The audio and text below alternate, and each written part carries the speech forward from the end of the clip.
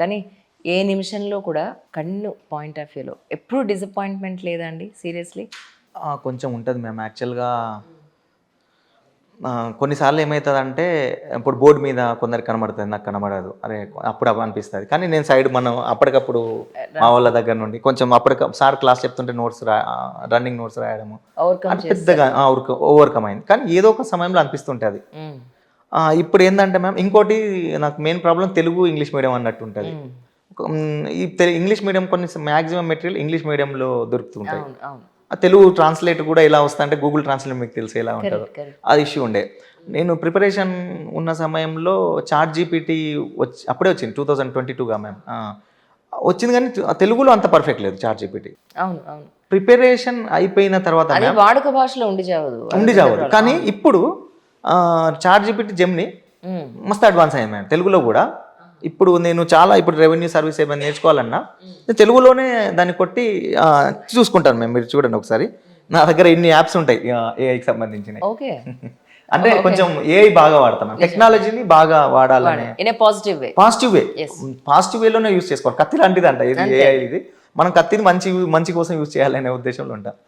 ఇప్పుడు సపోజ్ మనకి ఏదైనా ఇన్ఫర్మేషన్ కావాలంటే మ్యామ్ ఇందులో చూడండి, పోక్సో యాక్ట్ గురించి చెప్పమంటే చూడండి ఇట్లా కొంచెం మనకు ఎంత డీటెయిల్గా ఇస్తే చూడండి. బాలలకు నిర్వచనం ఏంది, దేశంలో నేరాల పరిస్థితి ఏంది అంటే చదువుకోవడానికి. ఇప్పుడు నేను రెవెన్యూ ఏదైనా మెటీరియల్ చేయాలంటే మ్యామ్ మీకు ఈజీగా ఇస్తుంది. ఇప్పుడు రెవెన్యూ గురించి సపోజ్ నేను రాస్తున్నా మేము ఒక మెటీరియల్, ఒకసారి సిసిఎల్ఏ గురించి ఇంట్రడక్షన్ ఏంటి, సిసిఎల్ఏ అంటే ఏంది, ఎలా ఉంటుంది. ఇప్పుడు నాకు ఏంటంటే మనము అంటే ఒకప్పుడు ఇన్ఫర్మేషన్ దొరకడం చాలా కష్టంగా ఉండేది.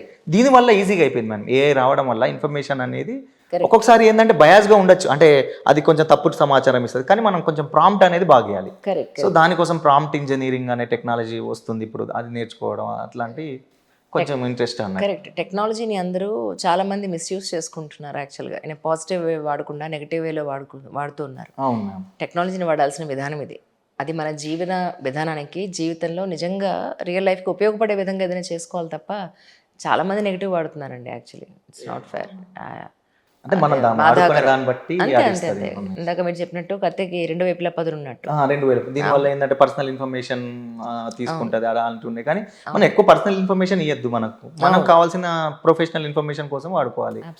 ఇప్పుడు రెవెన్యూలో చాట్ బాట్స్ అంటే రెవెన్యూలో మనం భూభారతి చట్టం తెస్తున్నారు కదా. సో భూభారతి చట్టం ఇప్పుడు మనం ప్రతి దానికి ఆఫీస్కి వెళ్ళకుండా చాట్ బాట్, ఇప్పుడు మనం స్విగ్గీ, జొమాటో ఇట్లాంటి మీరు చూస్తే చాట్ బాట్స్ ఉంటున్నాయి. చాట్ బాట్స్ మనం ఎందుకు ప్రవేశపెట్టకూడదు దీంట్లో? ఇప్పుడు ప్రతిదాన్ని మనం ఒక హ్యూమన్ ఇంటర్ఫేస్ది కాకుండా ఒక చాట్ బాట్ ఇట్లాంటి ప్రవేశపెట్టచ్చు కదా. ఆ ఉద్దేశం కూడా చూడాలి అంటే ఫ్యూచర్లో అలా వస్తుంది. ప్రభుత్వ రంగంలో కూడా ఏఐ సేవలు అనేది విరివిగా వాడడం ఇక స్టార్ట్ అవుతుంది మీరు రానున్న రోజుల్లో. ఇప్పుడు మీకు ట్రైనింగ్ ఎలా ఉంటుందండి ఇక్కడ? ట్రైనింగ్ అనేది మ్యామ్ ఫస్ట్ మాకు డిప్యూటీ కలెక్టర్లకు 72 వీక్స్ ట్రైనింగ్ ఉంటుంది మ్యామ్. అందులో ఒక 6 వీక్స్ బేసిక్ ఫౌండేషన్ కోర్సు మన MCRHRDలో ఉంటుంది. తర్వాత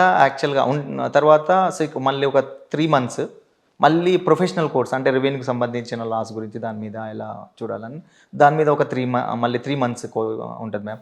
తర్వాత డిస్ట్రిక్ట్ కలెక్టర్కు అటాచ్ చేసి అక్కడ నుండి ఒక 9 మంత్స్ ట్రైనింగ్ ఉంటుంది మ్యామ్ డిస్ట్రిక్ట్ కలెక్టర్ ఆఫీస్లో. అలా ఫస్ట్ అందులో కలెక్టర్ ఆఫీస్ గురించి ఒక 15 days, తర్వాత RI ట్రైనింగ్ అని 3 weeks, తర్వాత MRO అటాచ్మెంట్ ఉంటుంది, ఇండిపెండెంట్ ఛార్జ్ ఉంటుంది, తర్వాత RDO ఛార్జ్, MPDO ఛార్జ్, అంటే village level grass root level నుండి డిస్ట్రిక్ట్ అడ్మినిస్ట్రేషన్ వరకు ఎలా ఉన్నది, ఎలా వ్యవస్థలు ఎలా పనిచేస్తున్నాయి దాని గురించి అంటే మొత్తం ట్రైనింగ్ ఉంటుంది మ్యామ్. అందులో SP అంటే పోలీస్ ఆఫీస్ గురించి తెలుసు ఒక 1 week ఇస్తారు, పంచాయతీ రాజ్ గురించి, తర్వాత రెవెన్యూ తర్వాత ఎక్కువ పంచాయతీ రాజ్ వ్యవస్థ మీద ఎక్కువ ట్రైనింగ్ ఉంటుంది, తర్వాత మున్సిపల్ వ్యవస్థ గురించి ఇలా ఉంటుంది మ్యామ్.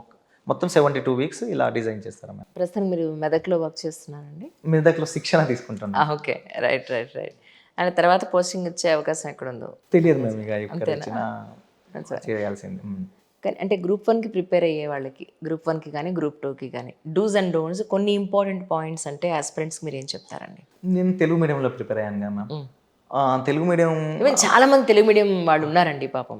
తెలుగు మీడియం అంటే 50 members ఉన్నాం మ్యామ్. ఇప్పుడు Group 1లో 563లో 50 members ఉన్నాము. కొంచెం అదే ఆ నెగటివిటీ కూడా మీరు చూసే ఉంటారు, తెలుగు మీడియం వాళ్ళకు కొంచెం అన్యాయం జరుగుతుందని అదొకటి ఉంది. అయితే మా 50 మెంబర్స్లో డిప్యూటీ కలెక్టర్లు ఇద్దరమే ఉన్నాం.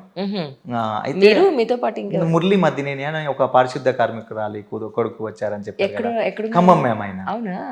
ఇప్పుడు ఇక్కడే ట్రైనింగ్ ఉన్నారు మ్యామ్ ఇక్కడ. ఓకే ఓకే దట్స్ మీ పర్మిషన్తో మాకు వారి నెంబర్ కూడా మీరే ఇంటర్వ్యూ ఇప్పించాలి నాకు. తప్పకుండా. అయితే యాక్చువల్గా ఎలా అంటే మ్యామ్ ఇప్పుడు నేను ఎలా ప్రిపేర్ అయ్యానో మీకు చెప్పాను. ఇప్పుడు శ్రీరామచంద్ర మెంటర్షిప్ తీసుకొని తర్వాత నాకు సపోర్ట్గా ఇద్దరు వాళ్ళు వచ్చారని. సేమ్ నాకు ఇక మనకేంటంటే మ్యామ్ నాకు వాళ్ళు నాకు బ్రదర్స్ లెక్కనే వాళ్ళు. ఇప్పుడు నేను పర్సనల్గా మేము అలా కనెక్ట్ ఉంటాం. ఆయన ఎవరో తెలియదు నాకు, వెంకటేష్ అన్న అనేటైనా నాకు ఎవరో తెలియదు, ముఖం చూసింది లేదు, కానీ ఫోన్లోనే ఇలా మాట్లాడుకొని బ్రదర్స్ లెక్క అయిపోయినాం. సాయి కృష్ణ అచీవ్ చేశారండి వారు యాక్చువల్గా మేము అదే చెప్పాను కదా మేము తెలుగు మీడియంలో కొందరు రాలేదు అన్న. 453 మార్క్స్ వచ్చాయి అన్నకు. బీసీడీ కేటగిరీ రాలేదు, కొంచెం జస్ట్ మిస్, ఒక 2 మార్కులతో పోయింది. ఆయన వన్ ఆఫ్ ద టాప్ మార్కులో ఉంటారని అనుకున్నా, బట్ ఇక మన అంతే కదా మ్యామ్. గ్రూప్ 1లో మేము అదే మేము ఫస్ట్ పాయింట్ ఏంటంటే గ్రూప్ 1లో హార్డ్ వర్క్ 100% ఉంటుంది, లక్ కూడా ఉంటుంది మ్యామ్. ఒకటి. రెండోది ఏంటంటే మ్యామ్ తెలుగు మీడియంలో మనకేందంటే మనం బ్యాక్వర్డ్ ఏరియాస్ నుండి వస్తాం మ్యాక్సిమం. వాళ్ళ ఆర్థిక పరిస్థితి అంతంత మాత్రమే ఉంటుంది. అలాంటి పరిస్థితుల్లో డైరెక్ట్ గ్రూప్ 1 చదవడం, మళ్ళీ రాకపోతే మళ్ళీ ప్రాబ్లం. సో ఏదైనా చిన్న జాబ్ అయినా అట్లీస్ట్ నాకు ఫోన్ చేస్తారు చాలా మంది తెలుగు మీడియం వాళ్ళు. నేను వాళ్ళకి ఒకటే చెప్తా, వాళ్ళకి కొంచెం హ్యాష్గా ఉండొచ్చు లేదా వాళ్ళకి కఠినంగా నచ్చకపోవచ్చు, బట్ అది ట్రూ. అవును, మీరు ఒక జాబ్ ఉండి చదువుకోండి అని చెప్తాను నేను. జాబ్ ఉండి మీ దగ్గర ఒక ఎంతో కొంచెం ఆర్థిక వనరులు ఉంటే చదువుకోండి అని నేను ఆదిస్తాను మ్యామ్. నిజమే అండి, ఎందుకంటే గ్రూప్ 1 ఎస్పెషల్లీ మనకి నోటిఫికేషనే పెద్ద క్వశ్చన్ వచ్చిన తర్వాత, అది ఎగ్జామ్ అయిన తర్వాత అది క్యాన్సిల్ అవుతుందా ఉంటుందా అనేది కూడా ఈరోజు మనకి చూస్తూ ఉన్నాం యాక్చువల్గా. సో అన్నింటికన్నా మించి ఇన్కమ్ లేకుండా, రెవెన్యూ లేకుండా ఎన్నాళ్ళు మనం దాని మీద ఎఫర్ట్ పెట్టుకుంటూ వెళ్తామో అన్నాళ్ళు మనం ఇన్కమ్కి దూరంగా ఉండాల్సిన అవసరం లేదు అనేది మీ పాయింట్. దీనికంటే మంచి ఇంకా కమ్యూనికేషన్ స్కిల్స్ నేర్చుకొని ఇప్పుడు మ్యామ్ చాలా అసలు జర్మనీలో మంచి మంచి జాబ్స్ ఉన్నాయి అంటుంది. మొన్న సార్ వచ్చి నాకు దానకిషోర్ సార్ అని, ఇప్పుడు ఒకటి స్కిల్ యూనివర్సిటీ పడ్డది కదా మ్యామ్, వాళ్ళు స్కిల్ నేర్చుకొని వేరే దేశాలకు పంపించి అక్కడ కూడా మంచి ఏమంటారు మేము మంచి సంపాదించవచ్చు అన్నట్టు ట్రై చేస్తున్నారు. ఇప్పుడే స్టార్టింగ్ లో ఉన్నది కాబట్టి ఇంకా. కానీ ఇది ఒక్కటే కాకుండా వేరే చాలా ఉన్నాయి మ్యామ్ నేర్చుకోవడానికి. అదే అంట, కానీ సరే మనకు జాబ్ రావాలి, నేను వాళ్ళని ఎందుకు నిరాశపరచాలి కానీ, బట్ ఏంటంటే పక్క ఒక జాబ్ ఉండి చదివితే వాళ్ళకు ఒకవేళ రాకుండా అనుకోండి, మనం మళ్ళీ నా జాబ్కి వెళ్ళి మనం చేసుకోవచ్చు. నిజం తర్వాత వస్తే హ్యాపీ కదా. అంతే, అదొకటి మ్యామ్. ఇది డూస్, ఇది డోంట్స్ మ్యామ్ చేయాలి. డూస్ ఇక ప్రిపరేషన్ అనేది మీకు తెలుసు ఆల్రెడీ చాలా మంది, అది మెటీరియల్ అనేది ఇప్పుడు చాలా దొరుకుతుంది మ్యామ్. ఇప్పుడు ఏఐని బాగా వాడుకోవాలంటే ఇప్పుడు సరే తెలంగాణ హిస్టరీ కల్చర్ ఈ పార్ట్ మనకు బుక్స్ ఉంటాయి, మన లోకల్గా చాలా బుక్స్ ఉంటాయి. ఈ సైన్స్ అండ్ టెక్ ఎన్విరాన్మెంట్కి ఇప్పుడు మనకు చాట్‌జీపీటీ బాగా ఇస్తుంది. చాలా ఇప్పుడు చాట్‌జీపీటీ లేకుంటే జెమినీ ఏఐ, క్లాడ్ ఏఐ అని ఇప్పుడు చాలా వచ్చినాయి, దాని నుండి కూడా మనం తీసుకోవచ్చు. ఇప్పుడు సపోజ్ చంద్రయాన్ 3 గురించి వివరించండి అంటే ఎంత పరిచయం, మీకు ఒక ఎస్సే రాయండి అంటే పరిచయం ఇస్తుంది, ఏ పార్ట్స్ రాయాలి, ఎలా రాయాలి, బ్లూ ప్రింట్ అంటే కూడా ఇస్తుంది. లేదు ప్రాంప్ట్స్ బాగా ఇవ్వాలి, దాన్ని ట్రైన్ చేయాలి మనం. స్టార్టింగ్ రాదు దాంట్లో, మనం ఎంత ట్రైన్ చేస్తే అంత. అది మెషిన్ లెర్నింగ్ మేము, అది ఒక one type of machine learning. Machine learning అంటే మనం ఇస్తుంటే నేర్చుకొని మనకు మళ్ళీ చెప్తుంటాం, ప్రొడక్ట్ ఇస్తుంటాం. అది మ్యామ్ నేను చెప్పే మూడే పాయింట్లు, కానీ ఇవే మ్యామ్ మ్యాక్సిమం. ఇక మెటీరియల్ సోర్స్ అంటారా, అందరికి తెలుసు మ్యాక్సిమం మారుతూ ఉంటాయి. ఒక తెలుగు అకాడమీ అంటారు, లేకుంటే అంబేద్కర్ ఓపెన్ యూనివర్సిటీ అంటారు. నేను కొన్నిసార్లు ఏంటంటే ఒక్కొక్కసారి ఒక 2-3 బుక్లు చదివేటవాడిని. ఒక టాపిక్ ఒక్క దాంట్లో మంచిగా ఉండొచ్చు, ఒక్కొక్క టాపిక్ ఇంకో దాంట్లో మంచిగా ఉంటుంది మ్యామ్. అట్లా ఇప్పుడు తెలంగాణ మూమెంట్ అనుకోండి, వి ప్రకాష్ సార్ అనేది అది స్టాండర్డ్ బుక్, దాని మించిన బుక్ ఏది లేదు. ఇంకా మంచి మీకు ఈజీగా కావాలి, నాకు కొంచెం సారు గ్రాంధిక భాష లేకుంటే కొంచెం టర్మినాలజీ హార్డ్ ఉన్నది అన్నప్పుడు పిఎన్ఆర్ తీసుకోండి, ఈజీ వేలో ఉంటుంది. అదే కంటెంట్ సార్ ఏంటంటే కొంచెం మంచి వేలో రాసిండు అన్నట్టు, ఈజీగా ఆస్పిరెంట్కి ఈజీగా రాసిండు. అట్లా ఎగ్జాంపుల్ చెప్తున్నా, చాలా బుక్స్ ఉన్నాయి మార్కెట్లో. ఇప్పుడు ఏఐ కూడా ఉన్నది. అది కరెక్ట్ వేలో కనుక మనం యూటిలైజ్ చేసుకుంటే ఏఐ ఆల్సో మనకి చాలా యూజ్ అవుతుంది, ప్రిపరేషన్కి కూడా యూజ్ అవుతుంది. మన సర్వీస్లో కూడా ఏఐ బాగా యూజ్ అవుతుంది మ్యామ్. రానున్న కాలంలో ఏఐ పరిపాలనలో ఏఐ లాగా అదొకటి వచ్చేస్తుంది మ్యామ్. సార్ అంటే చాలామంది ఆస్పిరెంట్స్ నేను వాళ్ళని చూసి నేను ఇలా తయారవ్వాలనుకున్నానండి, నేను ఇలా ఐఏఎస్ అవ్వాలనుకున్నాను అని చెప్తూ ఉండేవారు. సో ఇప్పటికీ చెప్తూ ఉంటారు చాలామంది. ఆస్పిరెంట్స్ నుంచి స్థాయి నుంచి అచీవర్ అయిన తర్వాత వాళ్ళ ఆలోచనలన్నీ షేర్ చేసుకుంటూ ఉంటారు. మీ వరకు అలా ఏమన్నా ఉందా? యాక్చువల్గా మీరు ఇంతకు ముందు అడిగారు కదా మ్యామ్, ఏది మీకేమైనా ఇబ్బందులు ఎదురయ్యాయా అని. అని చెప్పాను కదా, ఇది ఇబ్బందులు వస్తుంటాయి. అవును. బట్ నాకు వచ్చిన ఇబ్బందుల కంటే మ్యామ్, ఇప్పుడు అంబేద్కర్ ఆ టైంలో ఉన్న ఇబ్బందులు ఎక్కువ కదా. ఆయన ఆ స్థాయి నుండి మనకు ప్రపంచం మెచ్చే స్థాయిలో, మనకు ఆ రాజ్యాంగం రచనలో ముఖ్య పాత్రగా వహించిన స్థాయిలో ఉన్నాడు. సో ఆయనను ఆదర్శంగా తీసుకున్నాను మేము ముఖ్యంగా. సో ఆయన సిద్ధాంతాలైనా, ముఖ్యంగా మళ్ళీ గాంధీ సిద్ధాంతాలైనా, బుద్ధిజం సిద్ధాంతాలైనా, ఇంకా మనకిప్పుడు ప్రస్తుత కాలంలో మన అబ్దుల్ కలాం సార్ ఉన్నారు కదా మ్యామ్, కలలు కనండి సాకారం చేసుకోండి.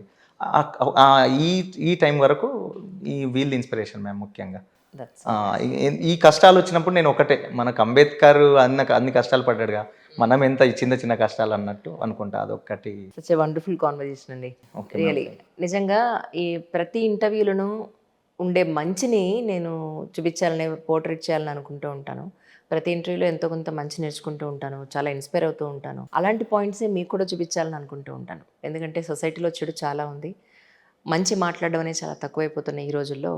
సో మీరు ఈ ఇంటర్వ్యూ నుంచి మనందరం నేర్చుకోవాల్సింది ఏంటి అని అంటే, కష్టం అనేది ప్రతి ఒక్కరికి ఉంది. అది మన బార్ ఎక్కడుంది అనేది మనం చూసుకోవాలి. చిన్న గీత పక్కన పెద్ద గీత ఉందా, పెద్ద గీత పక్కన చిన్న గీత ఉందా అనేది.